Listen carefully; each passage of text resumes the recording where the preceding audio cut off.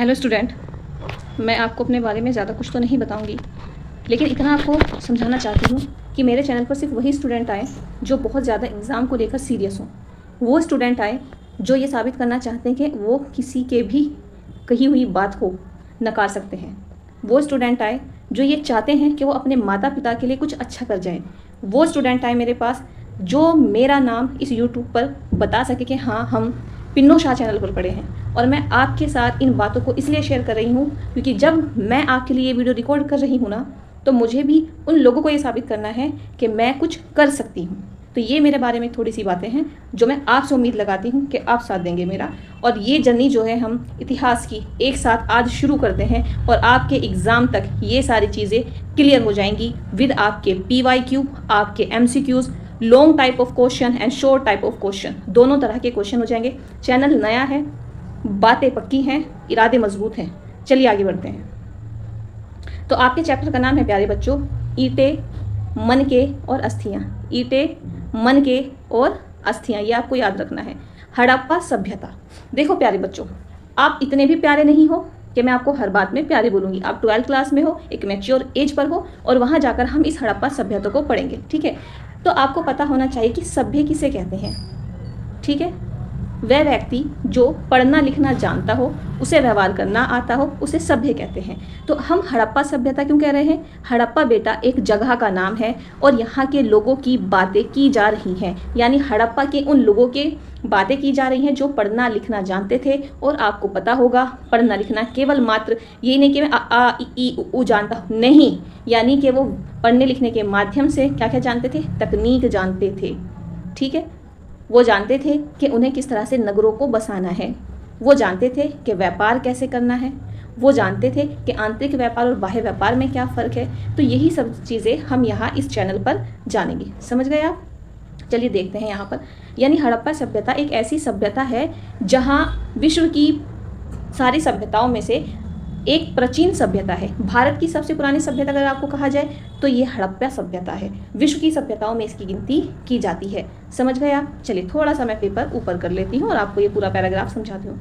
बच्चों, मेरी बातें आपको अटपटी लगेंगी, कई मायनों में तो आपको ओवर थिंकिंग लगेगी, लेकिन नहीं, प्लीज़ सीरियस हो जाओ, क्योंकि अगर आप पढ़े लिखे नहीं हैं, आप अपने लिए नहीं कर रहे हैं, तो कोई भी आपके लिए कुछ नहीं करेगा। हड़प्पाई मोहर, देखो यह एक हड़प्पाई मोहर है। मैं आपको यहीं पे बता देती हूँ बेटा, इतना डीप जाने की जरूरत नहीं है। हड़प्पा मोहर की सबसे विशिष्ट वस्तु हड़प्पाई मोहर है। ये कितने आकार की मिली है? ये वृत्ताकार भी मिली है, ये गोलाकार भी मिली है, ये आयताकार भी मिली है, ये बेलनाकार भी मिली है, ठीक है। तो ये कितने ही प्रकार की मिली है? वृत्ताकार, आयताकार, बेलनाकार, गोलाकार, यानी इसके कितने प्रकार मिले हैं, तो आपको ये याद होने चाहिए।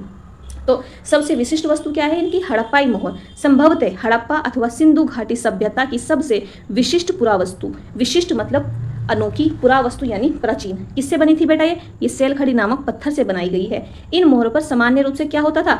जानवरों के चित्र आप नोट करके लिखेंगे साथ साथ में। किससे बनाई गई है? सेलखड़ी पत्थर से बनाई गई है। सिंधु घाटी की सबसे विशिष्ट पुरावस्तु है। जानवरों के चित्र होते थे। एक ऐसी लिपि चिन्ह उत्कीर्ण है जिन्हें अभी तक, 4th पॉइंट आप क्या लिखेंगे? इन्हें अभी तक पढ़ा नहीं जा सका है।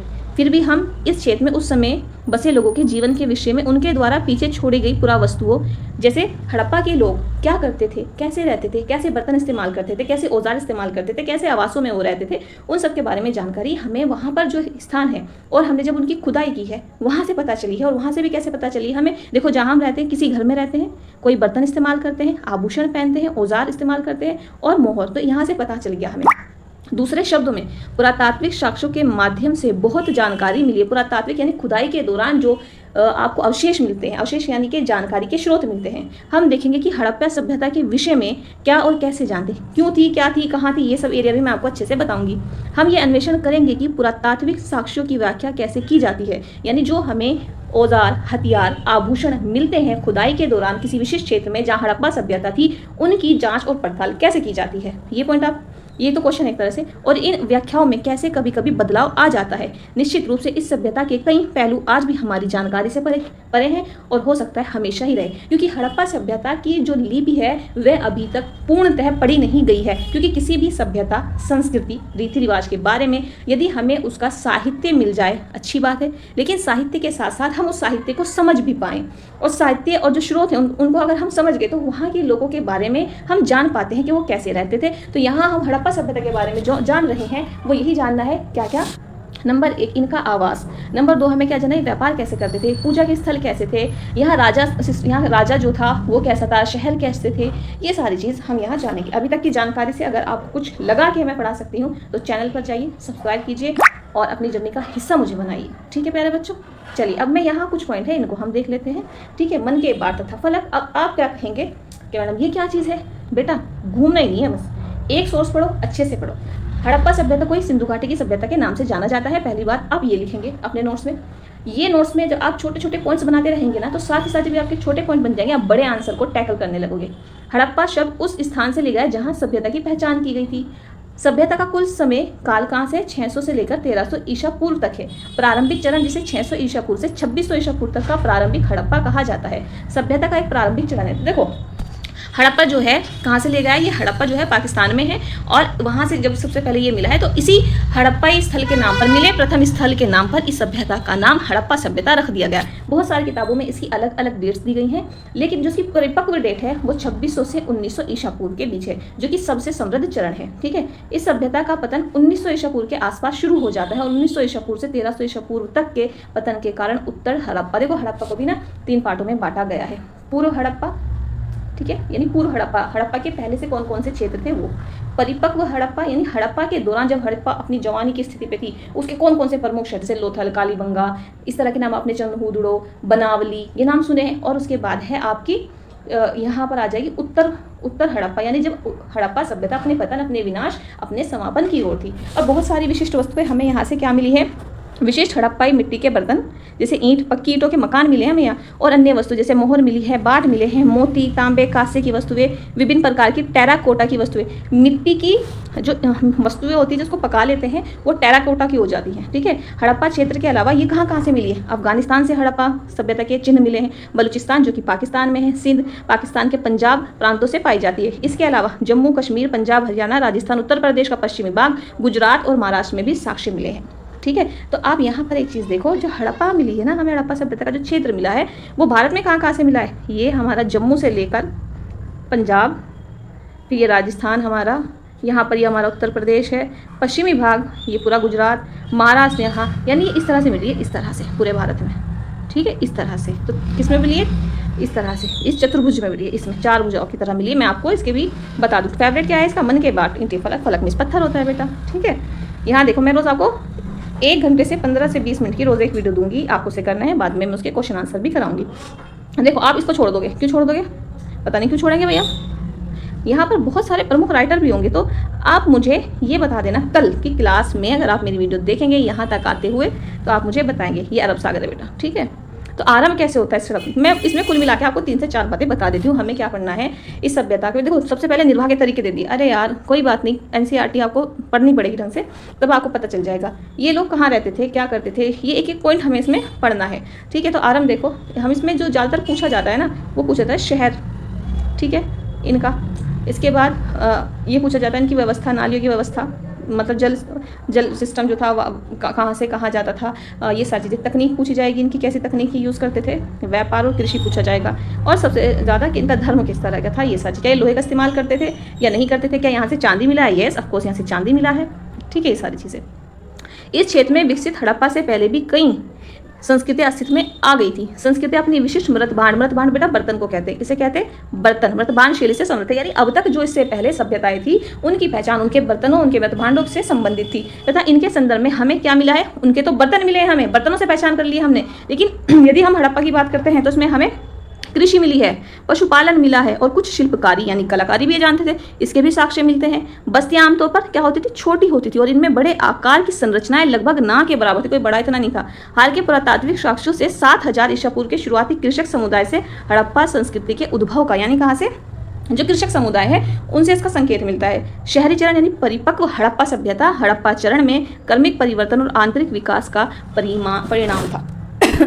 यानी हड़प्पा सभ्यता जो है उसकी पहचान किस पर की गई है? कृषि, पशुपालन, शिल्पकारी के आधार पर। यहाँ ये छोटी बस्तियाँ थी, बड़ी बस्तियाँ नहीं थी, और संरचनाएं बहुत बड़ी बड़ी ना के बराबर मिली। और 7000 ईसा पूर्व जो कृषि समुदाय से हड़प्पा संस्कृति के उद्भव होने के संकेत हमें मिलते हैं। लगातार यहाँ परिवर्तन होते हैं, और परिवर्तन आपको पता होगा कि प्रकृति का नियम है, और परिवर्तन से ही विकास आता है। यदि कोई व्यक्ति सोच ले कि मुझे अपनी लाइफ में कुछ करना है, तो सबसे पहले उसको खुद पे परिवर्तन लाना होगा, तब परिवर्तन जाके विकास आपका बनाएगा। ठीक है, तो देखो भारतीय उपमहाद्वीप में 2000 से अधिक हड़प्पा पुरातात्विक स्थल खोजे गए हैं। एमसीक्यूज बेटा, एमसीक्यूज आ गए हैं, कितने खोजे गए हैं? 2000 से ज़्यादा।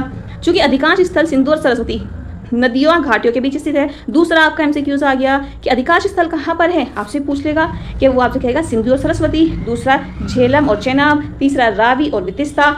इन नदियों के बीच में तो आपको पता होगा सिंधु और सरस्वती के बीच में। फिर आप कहते हो कि एमसीक्यूज कहाँ पर आए, कहाँ से आ गए? लगभग 2/3 बस्तियाँ सरस्वती बेसिन में है। आपसे पूछते कितने % बस्तियाँ सरस्वती बेसिन में, तो 2/3।